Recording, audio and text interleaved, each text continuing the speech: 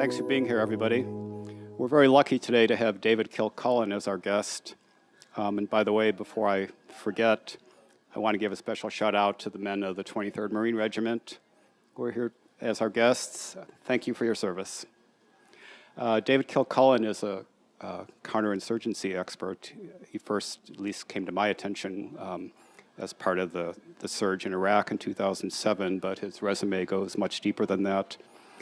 Today he's going to talk about what he's doing nowadays, which involves some work with Google, actually, on Syria. He's been an advisor to General David Petraeus and Condoleezza Rice, and is now operating a consulting service in Virginia where he deals with all sorts of interesting stuff, which he'll be happy to tell you about. So please give a warm welcome to David Kilcullen.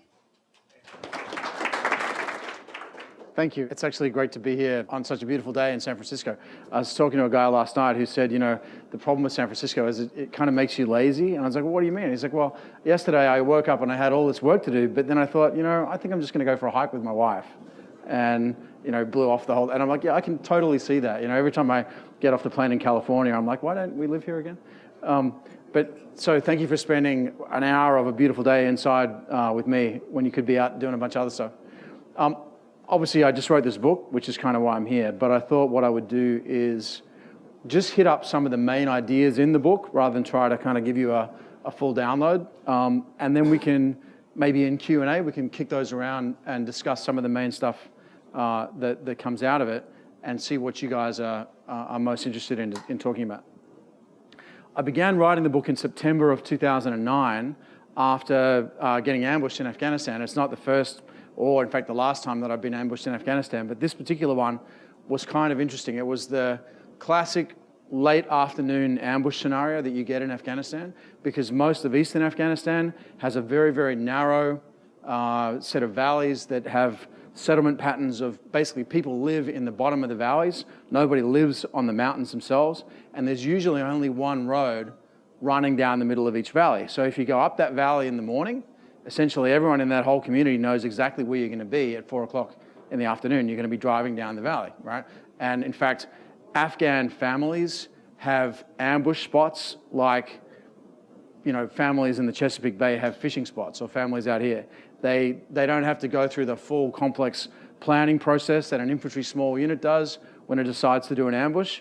They basically say, hey, Abdul, get to the ambush spot, right? Because they have like 3 or 4 of them already picked out. In fact, I was in another ambush earlier in my career in Afghanistan where we actually found old .303 ammunition from like British rifles that went out of service in the 19th century up in these firing positions on either side of the road. So they'd obviously been using this ambush site for some considerable time. But I'm in the middle of this ambush and I think to myself, this is a pretty bad ambush. I've become a bit of an involuntary connoisseur over the years, and I actually used to teach ambushing at the tactics school when I was a captain. So I'm like, if these were my students on the battle course, I would have failed them for their ambush plan, right? It was just very badly put together. It didn't come, it just didn't work. Anyway, we get to the bottom of the valley, and I'm talking to my driver of my MRAP, which is kind of like a big armored garbage truck that we drive around in Afghanistan. And the driver says to the gunner, hey, how many Taliban guys do you reckon we killed? And I was like, well, how do you know they were Taliban? And they were like, dude, they were shooting at us. And it took me a little while. I was actually on the helicopter ride back afterwards that I began to think, maybe this attack had actually nothing to do with the Taliban.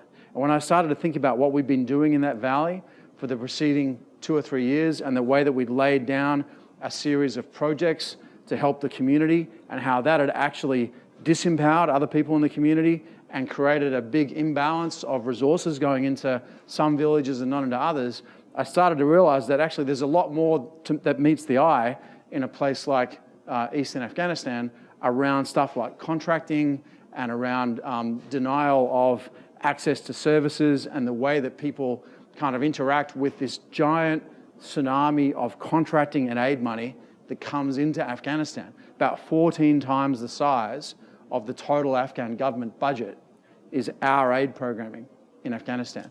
And I began to write this book sort of trying to think beyond the paradigm of counterinsurgency. And for those people that are in the military, that's kind of like anathema. Like, what, Dave Kilcullen? Didn't you write a book on counterinsurgency? Yes, but it's just a book, right? And we have this paradigm that we built because it helped us to win a conflict in Iraq, and it helped us to win a variety of smaller fights in other places. But that doesn't mean that it's dogma and that's the answer forever. Like any other human model or mental picture of an environment, all it is a systematic oversimplification of very complex reality. And over time, when you start to see data that don't fit with your model, it's time to update the model, right?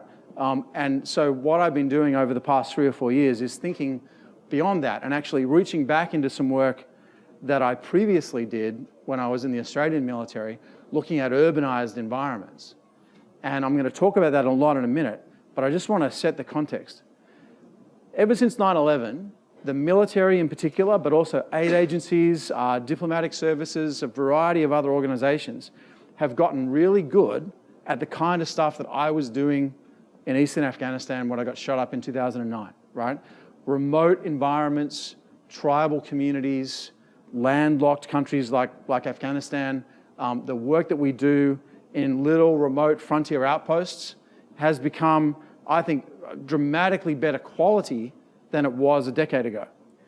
But if you look at the environment that we've been operating in, it's very specific. Afghanistan's a very diffuse conflict.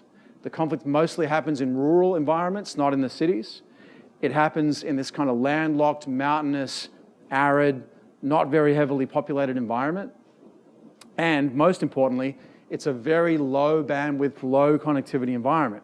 Most people don't have the ability to tap into an extensive cell phone network or access to the internet or any of the sorts of things that we kind of take for granted in the modern urban world. So as I was researching the book, I sort of started to think to myself, what's going to happen after Afghanistan?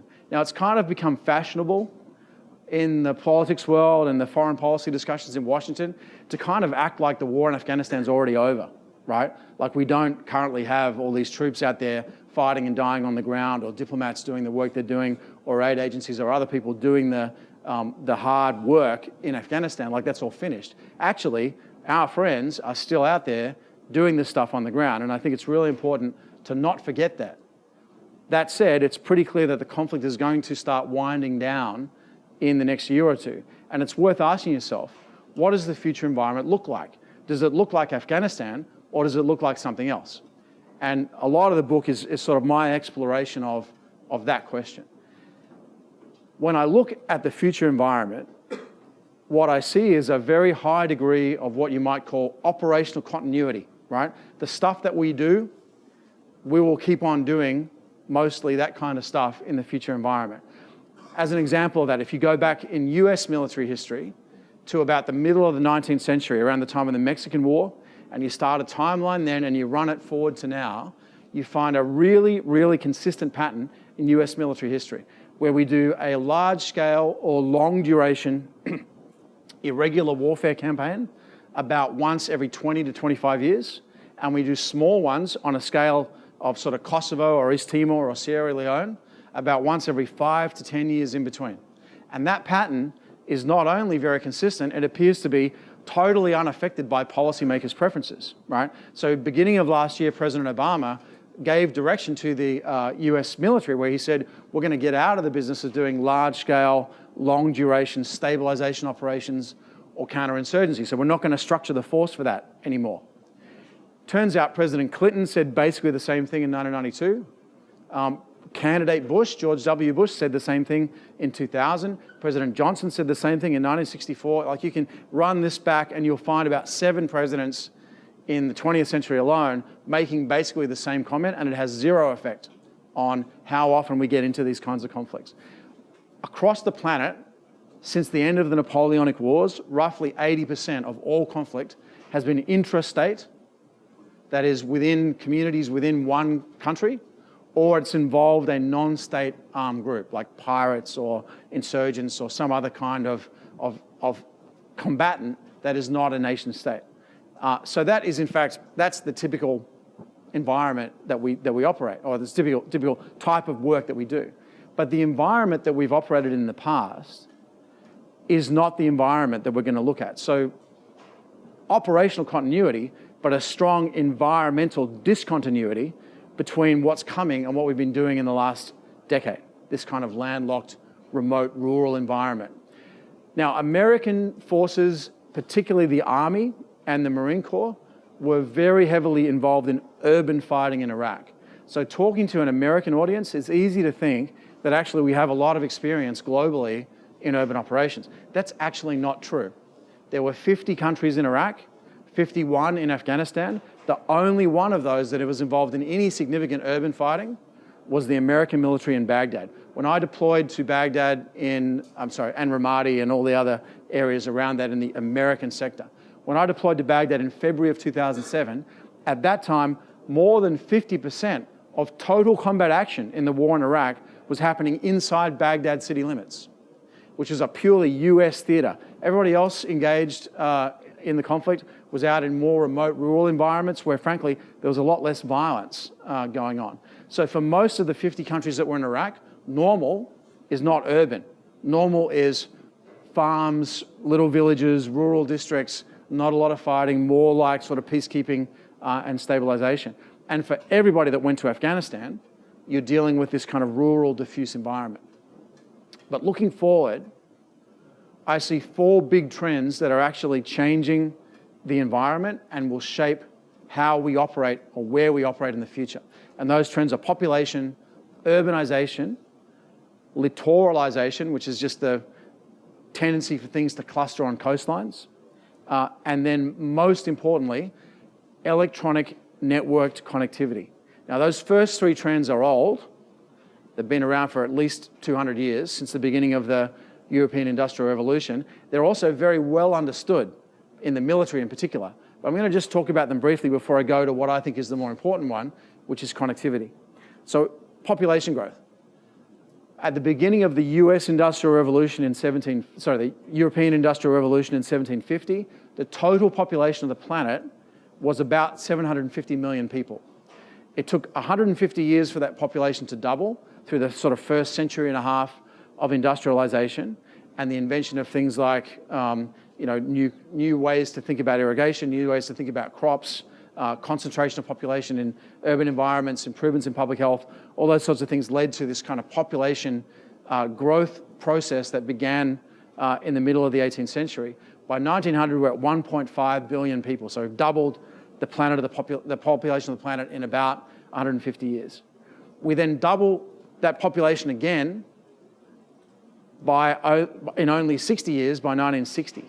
So we get to 3 billion people on the planet in 1960. And it's worth noting that that second doubling happened during the same time frame as both world wars and a major influenza pandemic across the entire planet, which between them killed about 150 million, mainly young and healthy people. So despite that, we saw this doubling by 1960 to 3 billion. The population then doubled again by the year 2000 to 6 billion, and in just the dozen years since then, we've added slightly more than 1 billion people. So today we're looking at around about 7 billion people on the planet. Projecting that forward is not a matter of simple prediction, right? It's a matter of looking at the demographic bell curve and where people are right now and where the population growth is likely to take us. But the Bureau of Economic and Social Affairs at the UN and a bunch of other organizations that look at this stuff project that by the middle of the century, we'll be looking at something like 9.5 billion people on the planet. It's about another 2.5 billion people between now and 2050.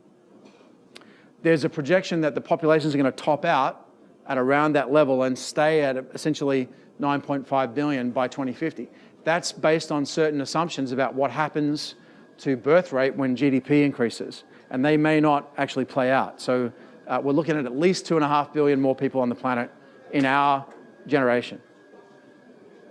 The second factor, though, is urbanization. So if you go back again to the beginning of the Industrial Revolution and you think about the population of the planet at that time, roughly 2% of people on the Earth in 1800 lived in a city of 1 million or more. By 1900, it was 10%. By 1960, it was 25%. By April of 2008, it was 50%. We're currently sitting somewhere north of 50% urbanization on the planet. So roughly half the people on the planet live in a city of 1 million or more. Again, the same projections suggests that by 2050, we'll be looking at somewhere between 65 and 75% urbanization.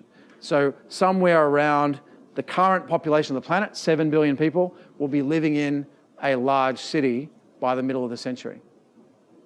Interestingly, that urbanization process is not only going to account for all the gross population growth on the planet, it's also going to account for a lot of people leaving rural environments and moving to the cities between now and the middle of the century. So actually, the urban environment is going to grow by roughly 3 billion people between now and the middle of the century. Roughly 1.5 million people per week migrate from a country area to a city. So roughly the same number of people that it took all of human history until 1960 to generate across the entire planet are going to move to cities within the next 30 years.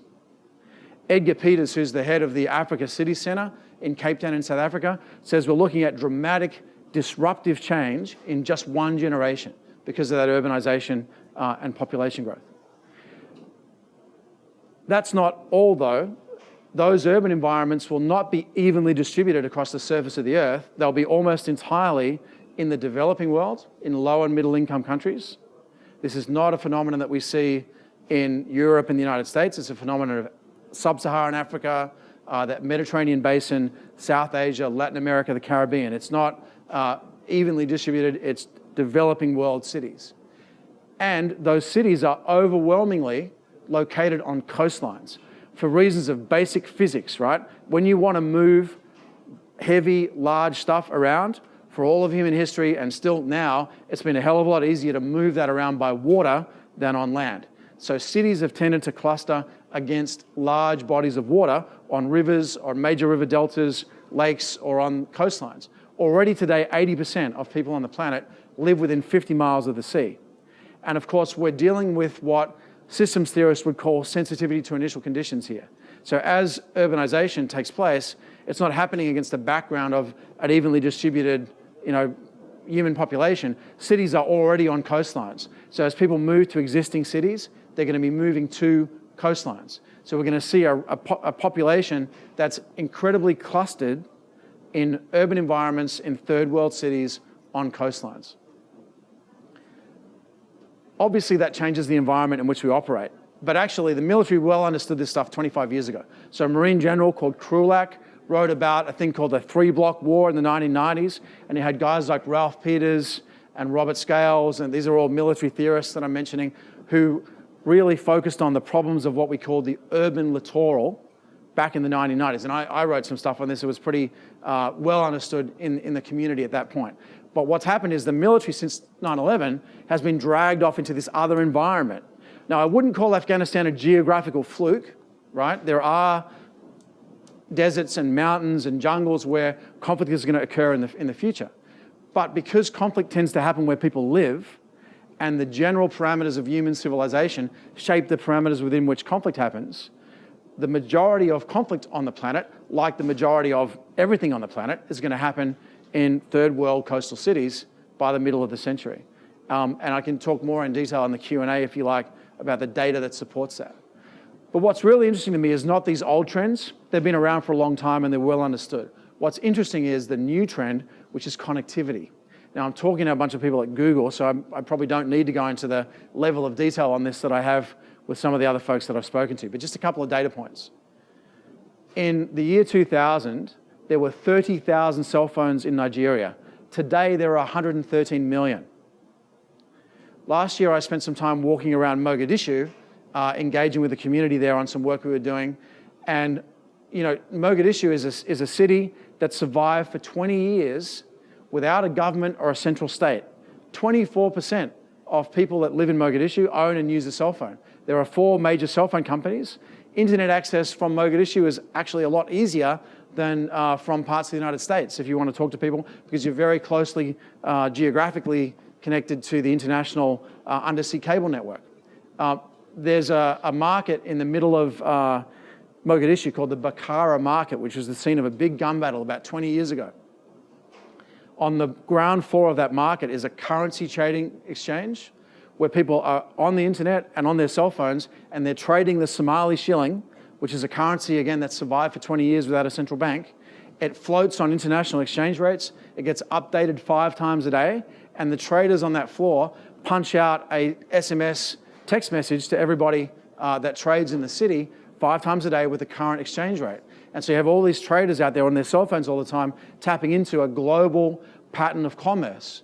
And one of the things we're seeing is that access to the international networks of trade, things like remittance flows, arbitrage, the movement of currency or the movement of goods around the planet has become, it's overtaken agricultural surplus as a major driver of city growth.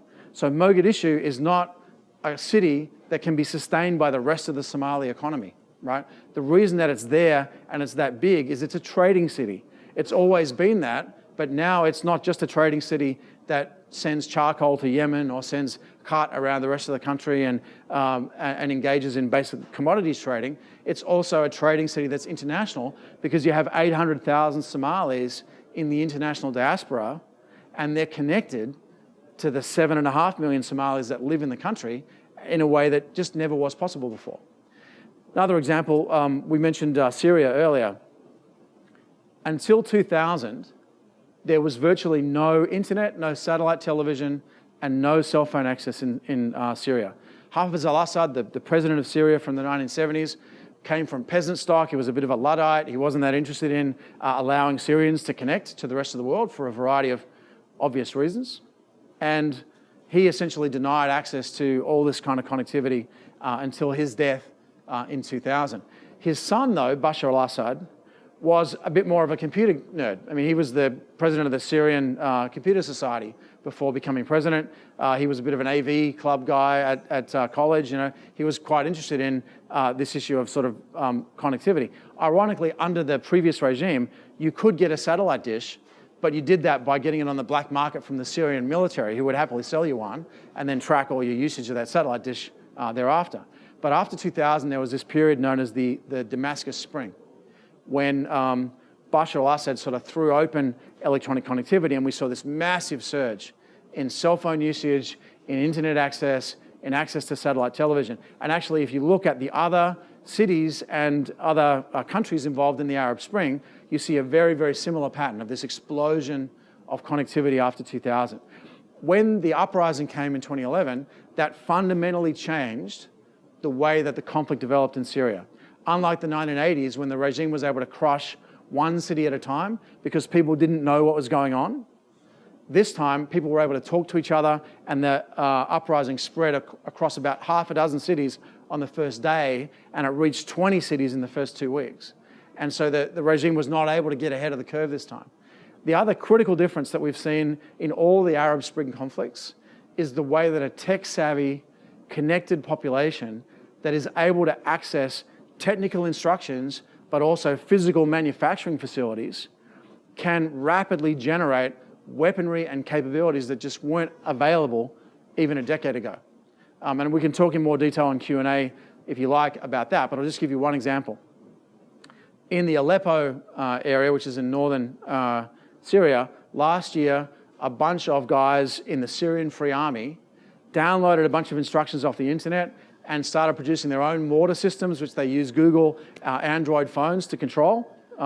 They use the Compass app and a variety of calculation tables to decide where they're going to fire those mortars. They look at Google Earth as a way of targeting, and they'll use access to the internet to basically pass messages back and forth on Twitter to control the fall of shot. But also, they've downloaded instructions that will enable them to build their own armored vehicles.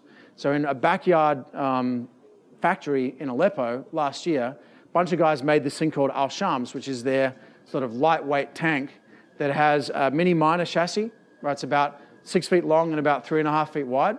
It's controlled with a Game Boy console from inside. You look at a flat screen television, doesn't have a turret, which is actually the most complicated piece of an armored vehicle to build. Instead, it has a remote control weapon station with basically a robot electric motor that controls a 7.62 millimeter machine gun that sits outside the turret. And you've got a series of armored video cameras that can be replaced if they get broken, that allow the thing to basically run through a GoPro to a to a Game Boy controller, and the guy drives it around the streets of Aleppo using basically home consumer entertainment technology to control it. When I showed it to a bunch of Army guys earlier this year, they said to me, well, why would you take all that technology and put it into this tiny little armored vehicle that's only 3 feet wide and 6 feet long, and it can't fight another tank because it only has a machine gun? Well, the reason is because tanks can't get down streets in a place like Aleppo. Right? A Bradley armored fighting vehicle is about 16 feet wide, so is an Abrams tank. They're not getting there, right? They're not going to get into that environment. And it doesn't need a big gun, it needs a small machine gun for fighting infantry, because it's not going to be dealing with large armored vehicles. So this is actually a very smart technical adaptation of consumer electronics with basically well understood, internal combustion engine and the application of fire in an urban environment. But what's interesting about this is not the technology itself, it's the way that all these people concentrated in an urban environment with a high degree of connectivity have actually democratized military technology on the ground. And the way these conflicts have developed is very different from how previous irregular warfare conflicts developed. I have case studies on the book on that stuff and on things like the Mumbai attack, where the Lashkar-e-Taiba terrorists from Pakistan used Twitter as their control feed to actually control the attack, and used downloads of Google Earth to understand the flow of the city and how to attack it. I have a bunch of other case studies. Probably the most interesting to me is actually the way that Jamaican drug gangs in Kingston have used urban planning decisions made in the 1960s to create these kind of garrison districts around the outside of the city and control international drug trade from slum areas around the capital city of Jamaica. But let me finish by talking about, I think, what's more germane to this discussion, which is how do we model and understand cities under stress? Because if I'm right about the future, then the future environment is going to be one of cities that are experiencing this kind of tsunami of inflow of population and information and money and drugs and weapons that come about through rapid urbanization. And it's worth thinking about how do we model and understand those, and how do we think about resiliencies to address those problems going forward.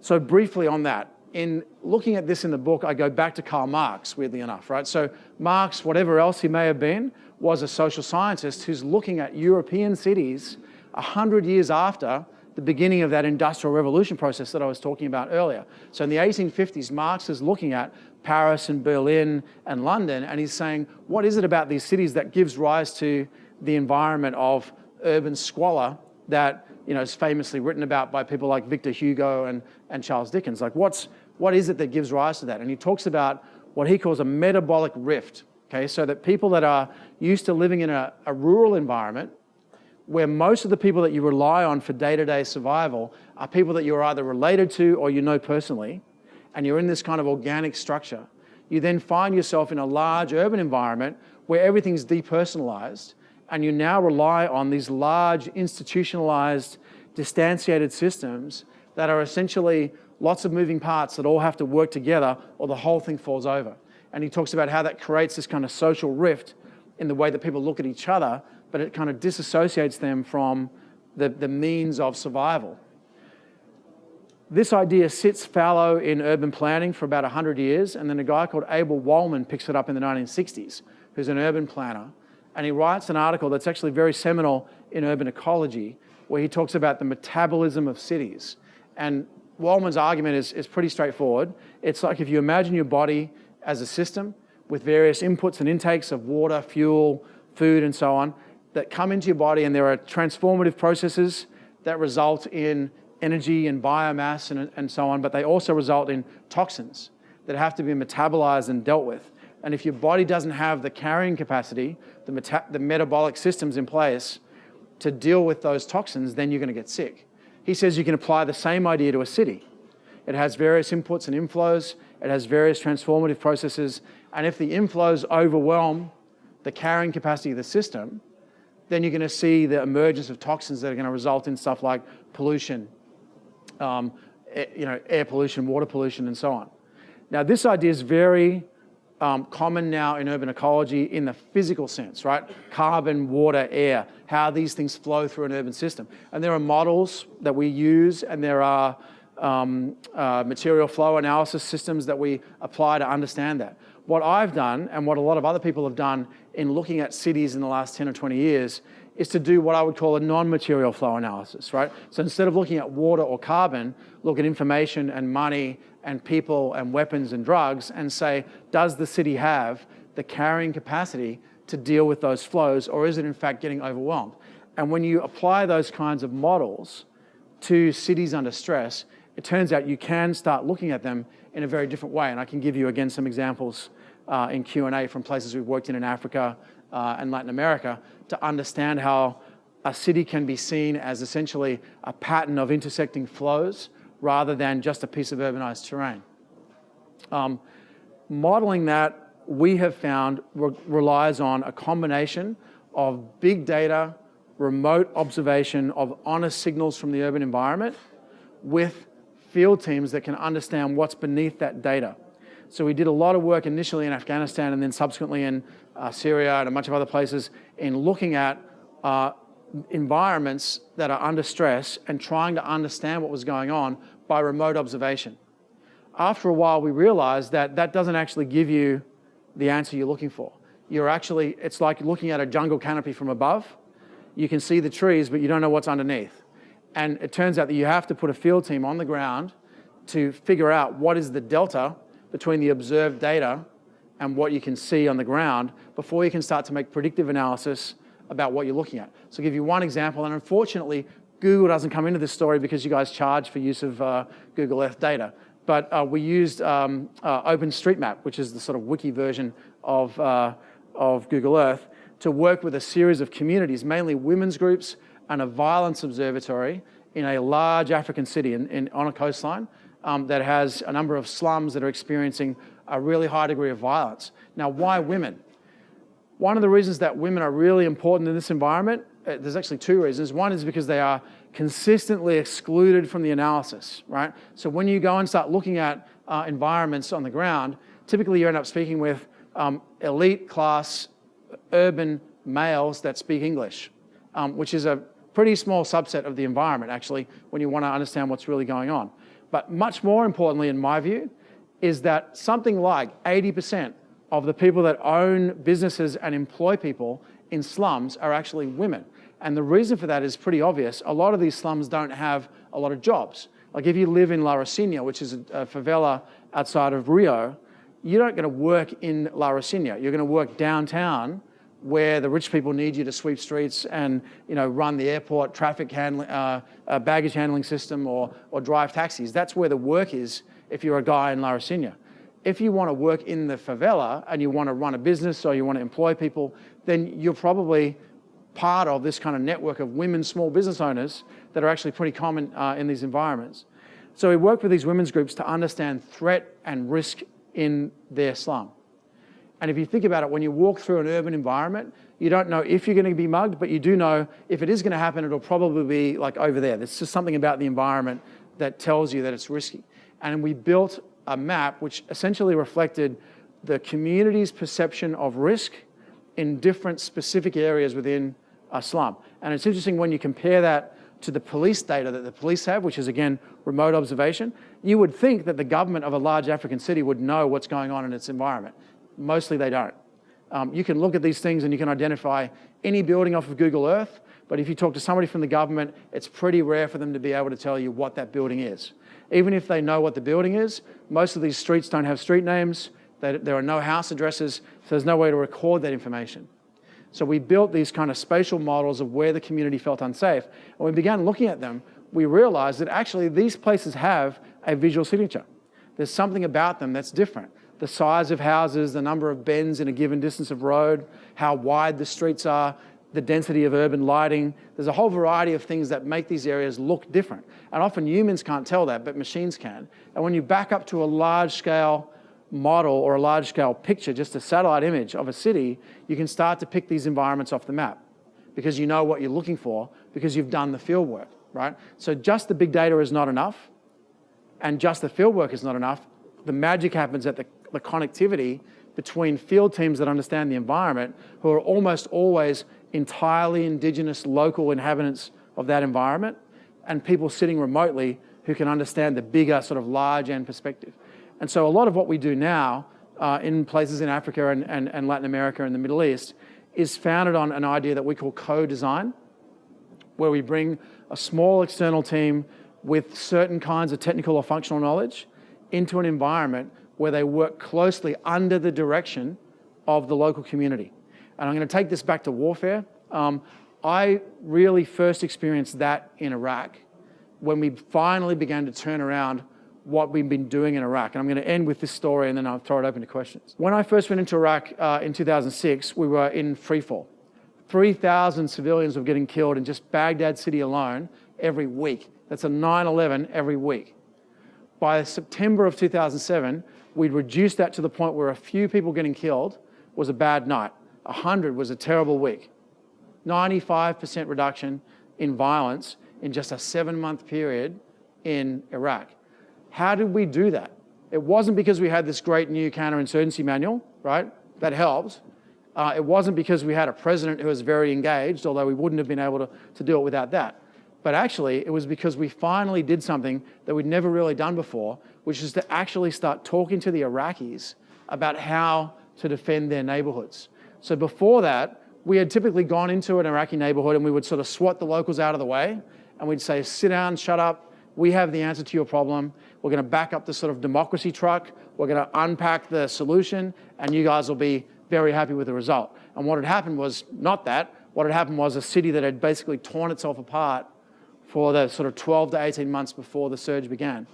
And in that time, interestingly, the period when we backed off from Baghdad, a lot of local security councils had emerged. And people had started to create these little security groups that decided we're going to figure out how to defend our own community. And they'd actually gone out and put in place a whole series of systems, right? Not just physical systems, but reporting systems and information management systems and ways of understanding their environment, which they had used to survive through most of 2006. So when we finally went back in the sort of spring of 2007 and began to re-engage with Baghdad, this time we sat down with people and we said, tell us what you've been doing for the last year and what's worked and what hasn't worked and what you need some additional help on and what we should just not touch. And you give us the sort of design brief of what we should build to support your security and your environment. And initially they were like, what? Right? Because I actually had a meeting with some guys in a place called Sada City where they were like, what? You want to know what we think? They're like, dude, we've been working with a coalition for 4 years. You're the first person that's ever asked us what we think about how to secure our district. And they were very, very suspicious. When we finally began to do this stuff, and it wasn't just me, there's people all over Iraq, they got religion because they saw that we really were serious. We were really going to listen to what they wanted to do and we're going to work with them. And we engaged in this process of co-design. And we actually designed stuff together to build a solution that would work for them. Now, there's companies here in San Francisco, like IDEO, for example, that have this idea down in terms of participatory development and urbanization. And they understand stuff like human-centered design as a way of engaging with communities that are under stress to try to build a better solution. My challenge to them and what our company's been doing has been trying to figure out how do you do that when people are shooting at you, right? How do you do it when it's so violent that you can't just sit down with people and say, hey man, what should we do? What are the ways you can observe that environment remotely and how can your field teams work on the ground to try to build what, for want of a better term, I would call peace and resilience in environments that are just not stable by definition. These cities are growing at such a rate that our traditional way of thinking about the problem, which is to bring stability, to stabilize as the IMF has it, or to bring stability operations as the military talks about, is just not going to work. If you were born in Dhaka in 1950, you would have been born in a city of 400,000 people. Today that city's 12 million. It's going to be 25 million by the middle of the century. It's not a stable system. Stability is a systems characteristic. Resiliency is a characteristic of actors in the system. Rather than trying to hold back the tide of rapid urbanization, we need to be focusing on how to teach people to swim. And that's a lot of what most people that are working in this environment are now doing. So USAID and a lot of the other aid agencies have now a resiliency agenda for how they're going to bring the kind of systems to communities that allow them to be resilient in the face of rapid change. And I think circling back to that Afghan ambush, that's what we need to be looking at going forward, right? Not remote, rural, mountainous environments where you don't have a lot of connectivity and you don't have a high population density. We've become really, really good at operating in that environment in the last decade. But the future environment is not that. It's big cities on coastlines in the developing world with an enormous degree of connectivity. And there's a massive upside set of opportunities to lift people out of poverty, to bring all kinds of benefits to communities that don't have them now, to actually generate peace as distinct from just the absence of conflict.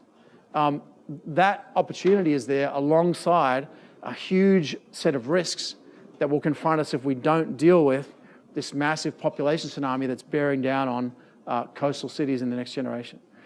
So let me stop there and sort of summarize by saying we need to get our heads out of the mountains, right, and start thinking about this future urban environment.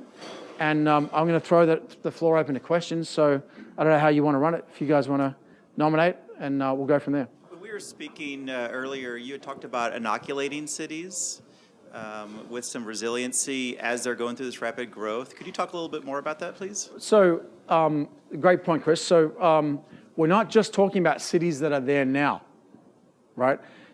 One projection by the Indian Institute for Human Settlements, which is kind of like their HUD organization, is that the entire west coast of India is going to be one single giant conurbation by 2040, right? So large slums will fill in the currently existing space between existing cities. There's a guy called Mike Davis out in Hawaii who's written a number of really good books, one of which is called Planet of Slums, where he projects that we're going to see this kind of giant slum sprawl fill in the space between existing cities. So the sort of paradox is that a lot of the problems of urbanization that we're going to see in the next generation are going to happen in cities that aren't there yet, right? Because they haven't happened yet. And so part of this is about getting ahead of the curve and thinking about what do these kinds of environments need to channel them into a pathway of urban development that's going to result in a different future, right? And I'm trying in the book not to predict a kind of dystopian view, right? If you want that, go read Snow Crash by Neil Stephenson, right? Which is like 15 years old, but it's all there, right? I mean, it's California, right?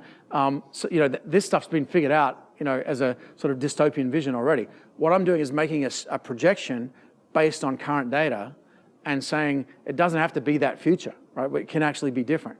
And I think it's about thinking about where will cities grow to and what happens when rapid unchecked urban growth accretes around an existing city, right? So you get this kind of donut-shaped or horseshoe-shaped ring of terrain that clusters around an existing city, but it didn't used to be empty terrain. That's where the city grew its food. It's where the water catchment area was. It's where a lot of the transportation routes come through, right? So you have this ring of slums that emerge around a city that separates the city from the sources of all those critical commodities, the inflows of the metabolism, right, that it needs to survive. And these are areas where you don't have a lot of government presence, you don't have a lot of government services, and so non-state armed groups often emerge and end up controlling these environments. And they don't just smuggle drugs, they actually provide governance services in these environments. And it's typical of governments to look at these as a threat. I don't see them that way at all, right? These are people who are engaging in stuff that the government either can't or won't do, that the population needs, right? They're actually fulfilling a central function to the existence of the city. But what it means if you're an urban politician downtown is there's now a ring of territory that's like a gauntlet around the city, and all the supplies that the city needs to survive have to run that gauntlet every day. And there's a non-state armed group, a militia or a communitarian group that's sitting astride that, and you're going to have to deal with that group, because if you don't, they can shut the city down, right? So I think it's stuff like that, right? It's understanding how do we enable urban growth in a way that isn't going to generate the kind of urban exclusion and marginalization and political dispossession of these people that then creates the ground in which all this stuff takes place. And for the military guys, how are we going to operate in giant cities like this, which could absorb a Marine regiment or an Army division and not even notice, right? It's going to have to be different from the traditional way that we've thought about operational maneuver from the sea or maneuver operations in a littoral environment, because it's just so big now that you're looking at a whole different space.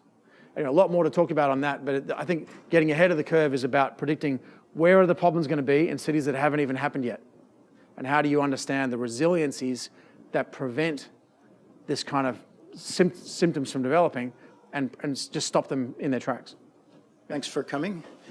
Let's see. Max Boot spoke here recently. He's the author of a book on guerrilla warfare. And at one point he said, I think I'm quoting him right, that urban areas were not very friendly for guerrillas.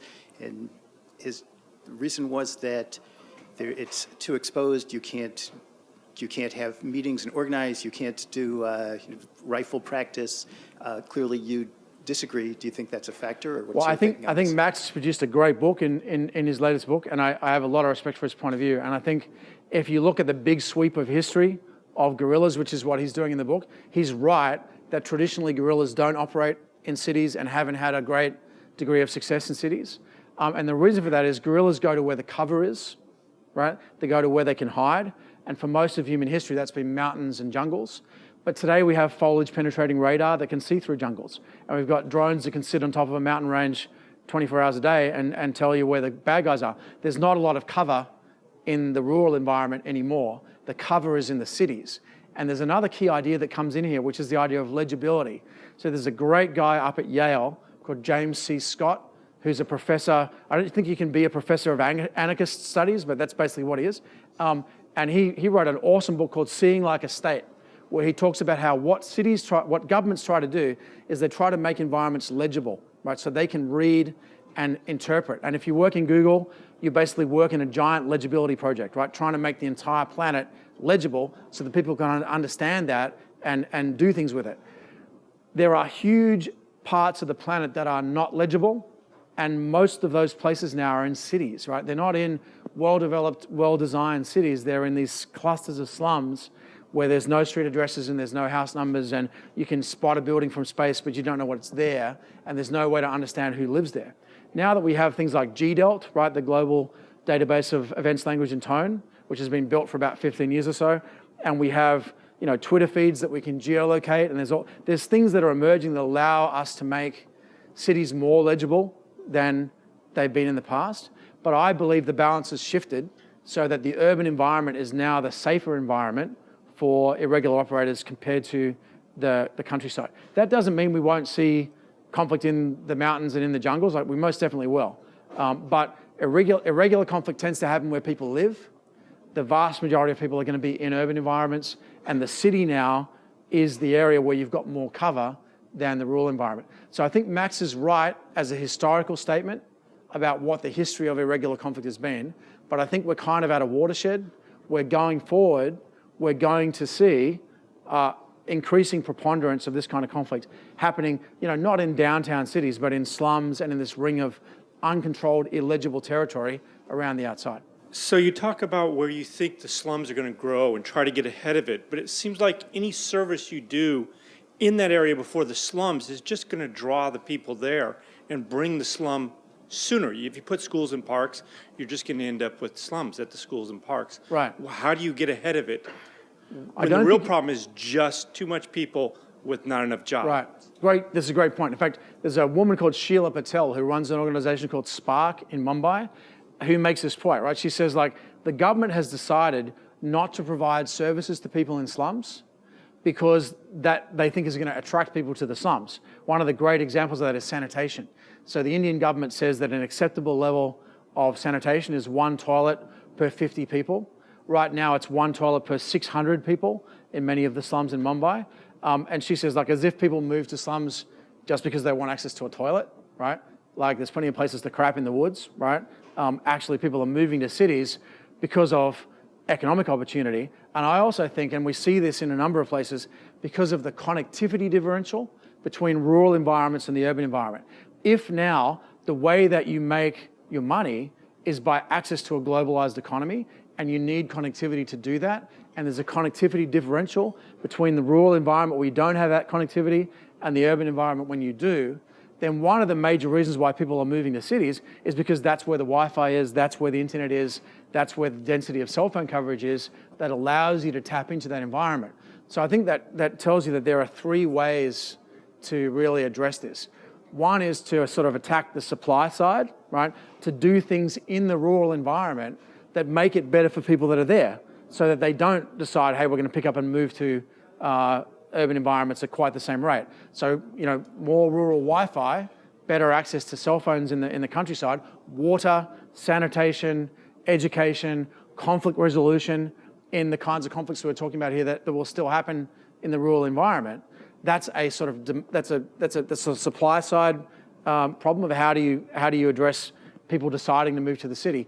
Then in the city itself, there are all these resiliency interventions that you can undertake in order to make it harder for conflict to break out, to create ways to resolve that conflict quicker, and to bring in the kinds of services that prevent conflict from developing in the first place, right? So they're kind of the demand side. Like how do you increase the carrying capacity of an urban system in such a way that it can handle the flow?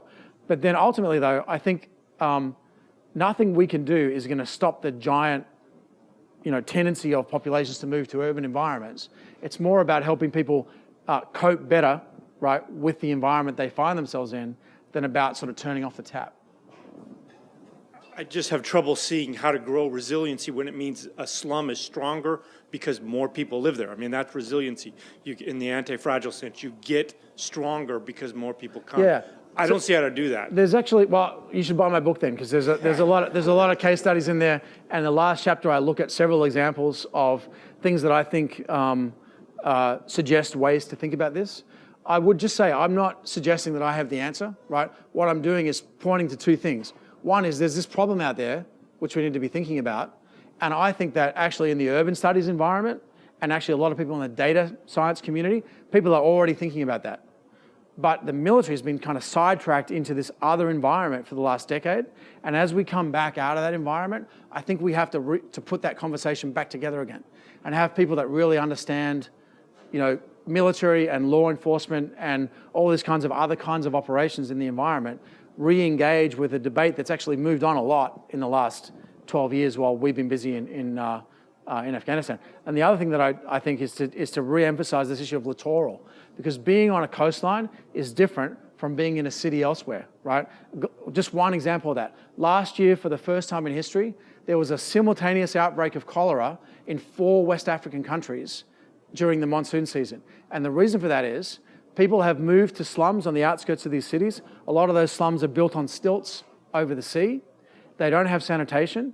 There was a tidal storm surge that pushed a lot of sewage from these slums into the inland water system and infected lots of people with cholera. But all these cities are connected with each other through coastal shipping and air transportation so that the infection spread nearly simultaneously. There's a very interesting study by the World Health Organization where they look at how air travel in particular completely invalidates our traditional way of handling infectious disease. If you have the right incubation period and you posit the idea of a continued air traffic system, it can be around the entire system before the first patient gets sick. So instead of having breakout in one country and you then contain that, you can have simultaneous outbreak in basically every continent except Antarctica because of the way the air transportation system works. Who runs baggage handling systems in most of the world? Who is the workforce in most airports? It's people that don't live in the rich districts downtown. It's people that live in the slums around the outside, right? So I think this is the sort of stuff where, we need to be really engaging to think about how do we get ahead of the curve. And maybe we can't, right? Maybe you're right. I hope that's not true, but it's at least worth thinking about it, I think. Hey, thanks for coming. I kind of wanted to ask about, if we have this large population growth over the next 30 years, have all these people moving into cities, and then simultaneously from other people, particularly like futurists like Peter Diamandis and such, you have kind of these ideas that talk about, we'll have more and more technology, we'll have to stop worrying about, low-level agriculture so much as, more of that's, we'll just say automated. So I was wondering if you had any thoughts on kind of what, like the job or like what the working situation looks like for people in these cities as we get these giant populations. Yeah. I've looked at that in a little bit of detail, but not actually as much as I would like to.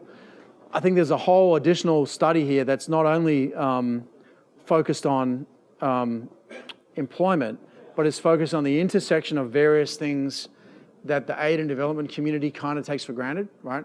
So I had an interesting discussion with the Gates Foundation last year about maternal health and infant mortality. And of course, if you're running a private philanthropic organization, you have to define what your field of action is going to be, right? And if that's your field of action, that's where you're going to focus. But the fact is, if you come up with effective maternal health and infant mortality programs now, you better have an education plan for 5 or 6 years from now, and you better have an employment plan for 18 years from now, or you're going to end up with what happened to the Libyans, where the Libyans did a great job in the 70s and 80s improving public health, which resulted in a youth bulge, which resulted in a lot of people hitting college age, and the Libyan education system was well developed for making people literate, giving them skills in English, and helping them become very politically aware. But it was really bad at generating people that had skills that were relevant to the Libyan economy, which is basically oil and gas. So you had this massive number of expats doing those jobs, and a lot of people coming out of Libyan colleges ended up working for the civil service, because basically they just created this giant public service in order to absorb all these people that didn't have usable skills. Then you had these government departments that were basically just jobs programs and didn't exist to provide any service to the community. So you had this breakdown of trust between the government and the population, and this giant urban unemployment or underemployment challenge. And that was the recruiting pool from which people sprung in 2011 against the regime, when they began seeing places like Dubai and Kuwait on the television, which they'd never had access to until 2003. And they're like, hang on a second, how come those guys are living like that and we're living like this, right? So I think, that issue is critically important. Figuring out the intersections of all these different programs and how they work together.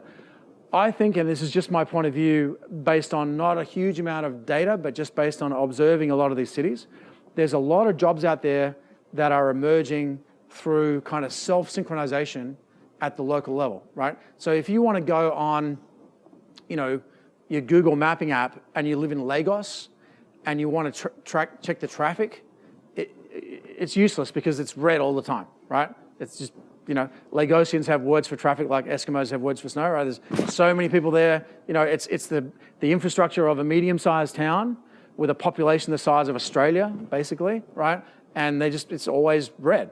But there are about 25 different local level radio stations that only broadcast for a few blocks, where people call in and tell the radio DJ like what's going on with traffic, and you don't go on Google to find out traffic. You just change, people have written up on their window the frequencies of these local radio stations, and they just change from one to another as they move through, and they've basically self-synchronized their own traffic information system based on totally analog means, in that environment. So there's a lot of those kinds of things. And there's also a kind of cognitive elite, which is not the machine, it's the marriage of machine and human that's actually driving forward a lot of the economic development in places that we see. I can talk about that offline if you want, because it's a whole other discussion. But then there's a lot of people that are basically dispossessed because of this change. And what happens to those people will drive a lot of what happens in these environments, I think. Yeah, thank you. Thanks for coming. Let's have a warm hand for Hey, David thank you for Kilcullen. having me. Yeah.